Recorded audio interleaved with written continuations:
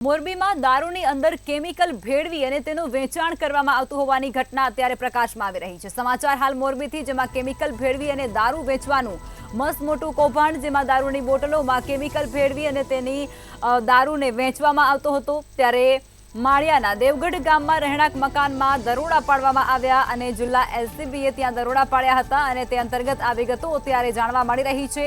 મોંઘી બોટલોના સ્ટીકર લગાવી અને આ જે દારૂનો કૌભાંડ છે તે ચલાવવામાં આવતો હતો। પોલીસે બે સગા ભાઈઓને દેવગઢ ગામેથી ઝડપી લીધા છે અને ત્યારબાદ પોલીસ દ્વારા આગળ કાયદાકીય કાર્યવાહી છે તે પણ શરૂ કરી દેવામાં આવી છે।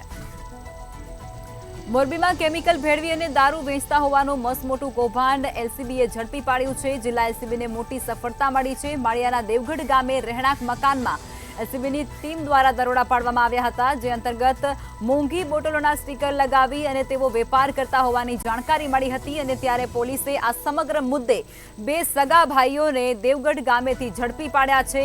આ બંને ભાઈઓ અત્યારે પોલીસના સકંજામાં છે અને પોલીસ દ્વારા તેમના પર કાયદાકીય કાર્યવાહી હાથ ધરવામાં આવી રહી છે।